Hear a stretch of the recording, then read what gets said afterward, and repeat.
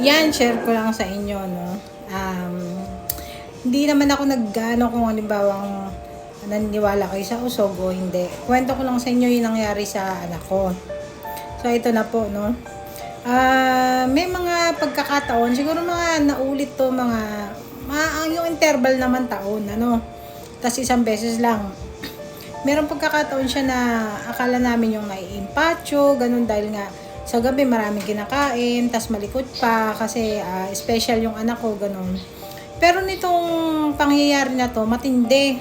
Kasi nung gabi, pinakain ng itlog na may yung one rice lang naman. Ang masama doon, kumain pa ng 2 tinapay. Pero yung anak ko matakaw talaga pagka season ng pagkain niya. Hindi naman siya basta-basta na impatyo kahit na anong dami ng kinain niya. Basta nung kagabi, o nung isang gabi, ay talagang sinuka niya lahat ng kinain niya, mga buo-buo, hindi natunaw. Kaya syempre ang isip nating mga mami kapag ka ganun, ibig sabihin hindi natunawan o naimpatyo. Tapos magmula magmula alas 10 hanggang sa inabot ng alas 8, Diyos ko, inang hinanay yung anak ko. Bala ko nga itakbo na siya sa ospital. Kaya lang isip ko, nangyari na to minsan, ano?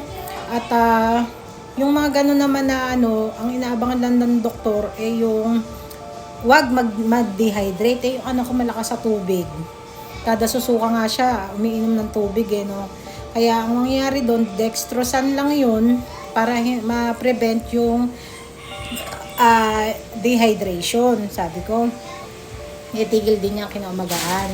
Tumigil naman siya kinaumagahan. Kaya lang pagdating ng tanghali, nung kumain na naman siya, ganun na naman, sinuka na naman niya ng buo. Namili nga siya ng pagkain nun Namili siya ang kinain niya. Ang pinakain namin, syempre, bawal pa sa kanya yung mga ang pinakain namin, yun nga lang, wala siyang ibang gustong kainin, kundi french fries. Binilang kong french fries tsaka burger. Wala kaming choice Ang sama nun, pagkakain niya ng french fries na malaki, isinuka niya agad-agad. So, doon na pumasok sa isip ko na, teka muna, sabi ko, anuhan yung alawayan yung nga yung bata. Hindi, lahat kami rito naglaway. Tapos yung bisita ko rito, sabi, baka ikaw ang nakausog, ganun. Maalaala ko nga pala, this past few days na tawag dito, na-overdose ako sa gamot, na dapat kasi isang gamot lang, masakit ang ipin ko nung parang biglang sakit, ganun, hindi ko kinaya yung sakit, kaya ang ginawa ko, dinalawa ko. Ayan, sabi ng asawa ko, pwedeng dalawa. Kaya lang, 1,000, pagka, magkasunod yun, isang inuman lang dalawa, bali 1,000 milligram siya. Tapos, ayan, beware din po sa mga umiinom ng gamot, lalo na pag ang gamot ay hindi nyo kilala. Kasi yung gamot na yun ay galing sa ibang bansa, yung Panadol. No, ayan, yung galing sa ibang bansa. Uminom akong 2 nun. So, ang naramdaman ko parang nanghihina ako. Nung nanghihina ako, ang sabi ng asawa ko, dapat itulog ko. Kaya lang, may sakit ako ng insomnia. May insomnia ako kaya ang nangyayari, hindi ako nakakatulog. Ang nangyari naman, ang naging epekto sa akin, ngayon, pang-4 na araw na, wala pa rin akong ganong kumain. Kumakain ako isang beses isang araw. Namimili pa ako ng kinakain ko. So, ngayon, tapos yung kahapon nga, yung sinabi ng bisita ko rito na baka ako nakausog kasi nga hindi ako nagkakakain. Pero hindi naman ako nakakaramdam ng gutom. Ganon. At yun nga, nilawayan namin anak ko, awa ng Diyos, parang nagdahilan lang. Magmula kahapon hanggang ngayon kumakain na siya. Hindi na siya nagsusuka. So ngayon, parang paalala lang to, wala namang mawawala kasi syempre mas maganda pa rin ang mapatingnan yung anak natin, di ba? Nasa atin naman yun. Pero kung halimbawang, kung makakayanan naman ng ganun, isipin muna natin na lawayan muna, no? Baka sakali. Sabi ko nga, naku, baka yung nakakaraan ganun din. No, hindi nakakaraan. Kumbaga interval, malayo naman. Minsan, isang taon, wala naman. Minsan lang nangyayari. Ganun. Tapos, ayun nga, kung mababalikan yung isa kong video, ako hindi mga naniniwala sa usog, merong pagkakataon dati na maliit pa ako, nung nausog yung nanay ko, meron ding dumalaw. Kwento ko lang uli. Meron ding dumalaw sa kanya na kaibigan niya. Tapos pag alis nun, nanginig na siya, parang nag-chill siya, tapos sobrang taas ng lagnat niya, hindi na siya makatayo, hilong-hilo siya, hinang-hina siya. Tapos, parang pumasok din sa isip niya. Medyo matagal din, inabot din ng nung gabi. Naghanap sila ng ah, tatawas, no? Ayan, nakalakihan na natin yan, no? Hindi na natin may tatanggi yan. Nung nagpatawa siya, lumabas doon na kalbong araw. Wala naman ibang dumayo sa aming kalbo, kundi yun. Oh.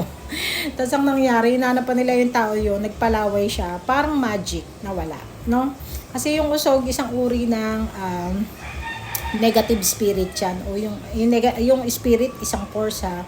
Ayan, hindi ko naman sinasabing may dala akong negative spirit, kung hindi, yung pag napapabayaan natin yung katawan, nag-aano siya ng bad energy, no, na naisasali natin sa kapwa natin, no. Ang mahirap ngayon sa anak pag sa bata pa, no.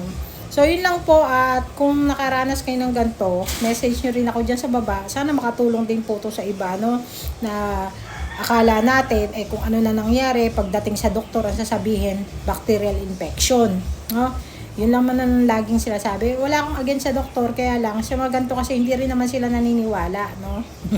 Kagaya nung yun nga yung naghilot ako ng naipitan ng ugat yung biyanan ko, di ba? So okay na. So yun lang po, share niyo po to, baka makatulong sa ibang mga mamshi, no, na nakakaranas din ng ganitong mga pangyayari. Ayan, ito naman kung halimbawang alanganing oras, pwede nyo gawin at hindi nyo madala kagad sa doktor yung bata, pwede nyo subukan. Ayan, so follow and share po tayo dito, pa-like na rin at abangan nyo po lagi yung aking pong live. Ayan, at marami po tayong mga tinda sa ating yellow basket o sa ating shop. Ayan, pakisilip po, lalo na sa mga spiritual items. Ayan, dyan po tayo eksperto. Ayan, pakisilip niyo po. Maraming salamat sa mga nakapag-check out na. Mag-check out po muli kayo. At ngayon nga ay Pasimana Santa na. So meron tayong pabasa book dyan na makikita nyo rin. Maraming pong salamat.